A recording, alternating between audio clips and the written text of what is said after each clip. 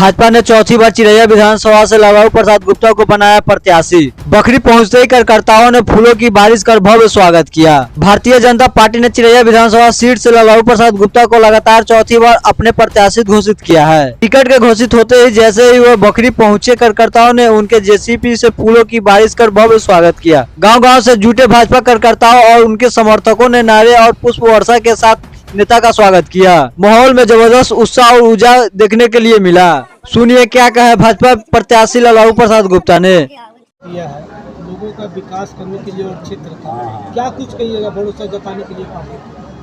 देखिए, भरोसा जताने के लिए तो सबसे पहले तो मैं मीडिया भाई को नमस्कार प्रणाम करता हूँ। मीडिया के प्रिंट जितने भी लोग हैं, विकास तो आपके इस चिरैया विधानसभा में बहुत कम रह गया है, जिसको तीसरी बार में पूरा करना है। विकास तो इतना पहले से इतना हुआ है कि विकास यहाँ बहुत कम है। आप लोग से भी पूछ सकते हैं, हम तो हो सकता है नेता हैं, अपनी बात रखेंगे, लेकिन आपको जनता बताएगी। रही बात बाकी क्या, तो बाकी जो है उसको ये जो अपनी तीसर का टर्म है, इसमें सब काम को पूरा कर लिया जाएगा। कहीं कोई शिकायत नहीं मिलेगा जनता को, जहाँ विधायक जी 3 टर्म रहे तो हमारे यहाँ काम नहीं हुआ। ऐसा मौका जनता को नहीं, हम कोशिश करेंगे, प्रयास करेंगे।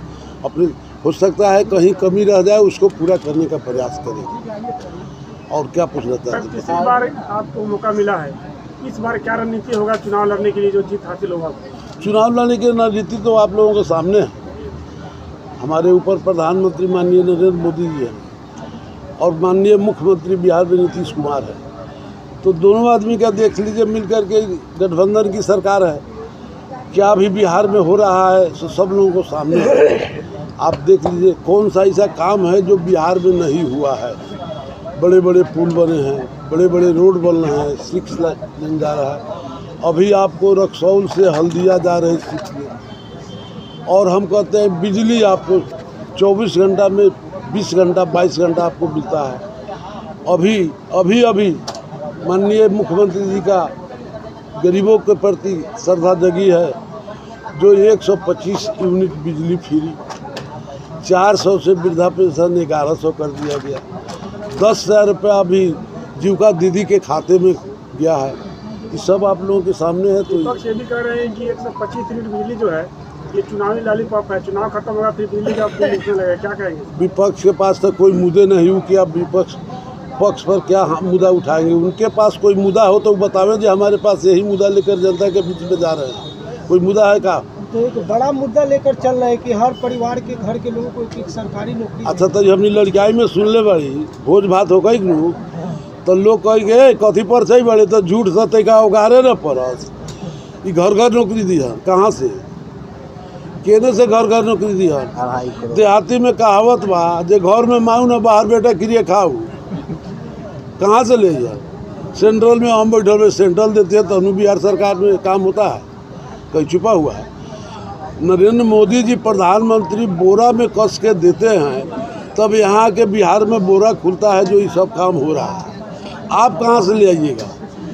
बिहार में अगर विपक्षी सरकार बन जाएगी तो पैसा कहाँ से आएगा? आप देखें जो 1 साल के लिए सरकार बना था तो 4 महीना 6 महीना शिक्षक लोगों का पेमेंट तनख्वाह मिलना हो गया था। आप कहाँ से ले? अब बोलने के लिए आप कुछ बोलिए तो उसका कोई जवाब है? कोई एजेंडा नहीं है विपक्ष के पास। पक्ष बात बहुत ये कह रहे थे कि हम नौकरी देंगे, तो आप देख लीजिए आपके सामने कितना नौकरी मिला, कितना लोगों को रोजगार मिला है, कोई छुपा हुआ है? आज जो इतना खुशहाली है जनता के बीच में, हम लोगों को जाने के लिए कहीं कोई दिक्कत नहीं। उनको ये लॉलीपॉप दिखाना होगा, तो अब लॉलीपॉप में आने वाले लोग नहीं है।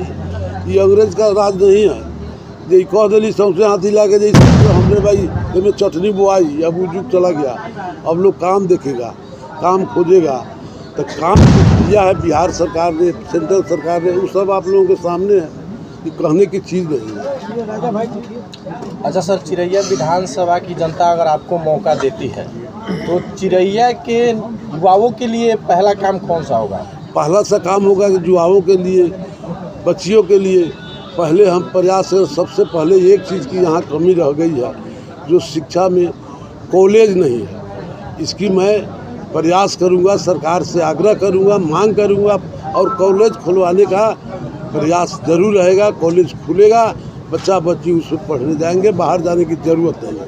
आखिर इतना लेट किस कारण से हुआ कि तीसरा लिस्ट लेट कहाँ है? लेट कहाँ है बाबू? लेट नहीं है, इसको लेट नहीं कहते हैं। जहाँ आपको इसके पहले 2005 के पहले आप एक भी कहीं स्कूल का कहीं बिल्डिंग दिखाई देता था, आज सामने ही थोड़ा सा रोड के उस पार हो जाइए तो देखिए जो कितना बड़ा बिल्डिंग बना हुआ है। तो थोड़ा समय लगता है।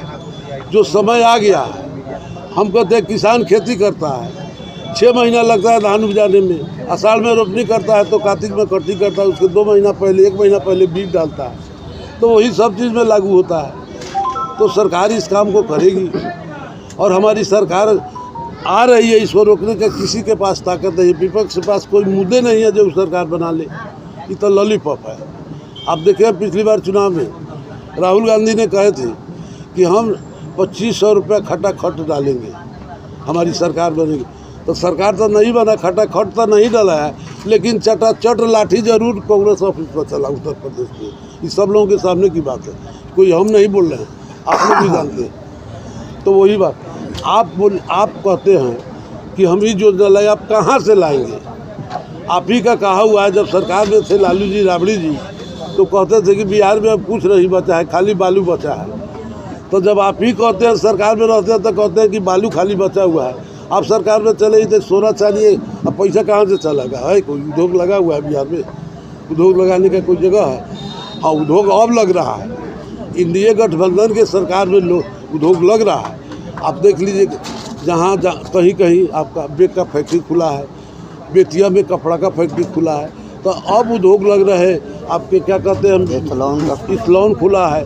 तो इसे धीरे धीरे बढ़ रहा है। क्या प्लान रुकेगा? कब तक कह रहा है कि मोदी जी आते हैं, अमित शाह आते हैं तो सिर्फ ट्रेन ही देते हैं ताकि लोग प्लान करें बाहर जाए? क्या करें? वो विपक्ष का कहना है, वो सरकार की कहना नहीं है। सरकार रुकना नहीं चाहती है, वो विपक्ष का काम है।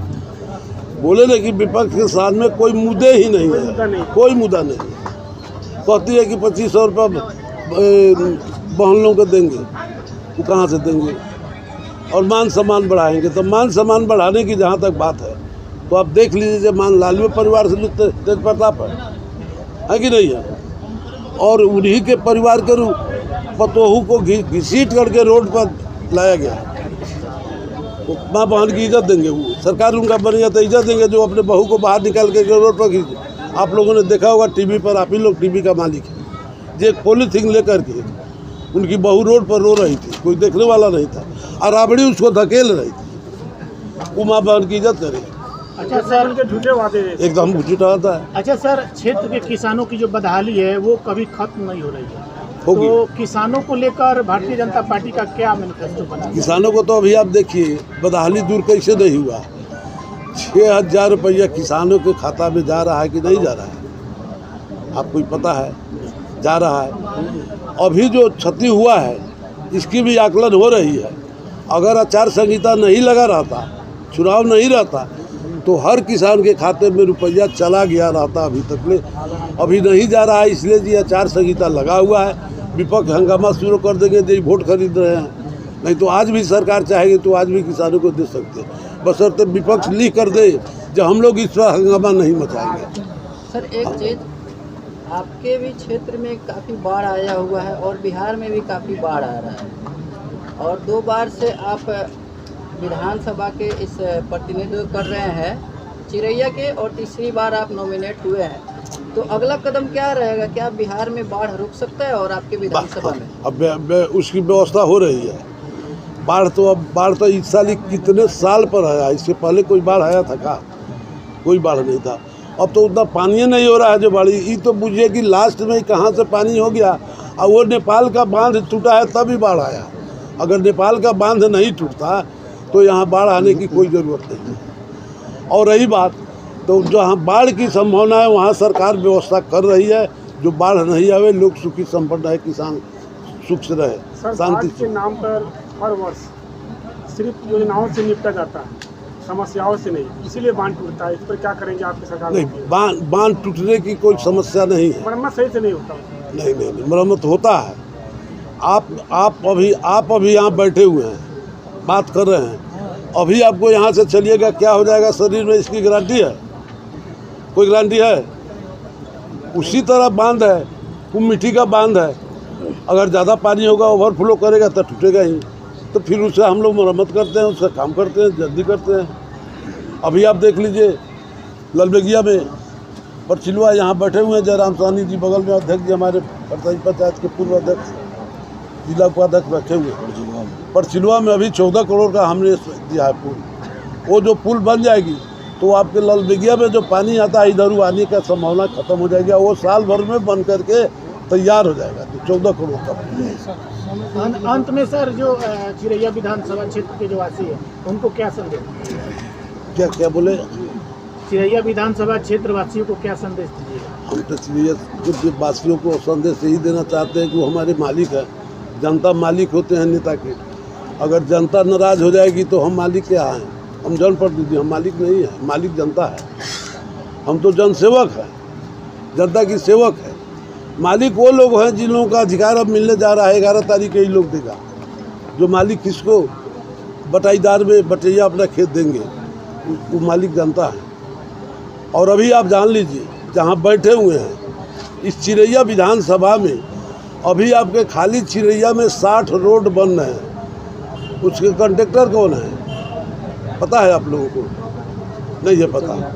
उसके कंट्रेक्टर संजय सिंह जो कहते हैं, आप ही लोगों के इसी पर हम देखे कहीं बोल रहे थे जब 20 साल से हम चिरैया को सींच रहे हैं, सेवा कर रहे हैं, जबकि चिरैया का परिसीमन हुआ है 10 में और वो 20 साल से सेवा कर रहे हैं जनता के। इसके पहले कभी दिखाई दिए थे का वोट डालने के पहले?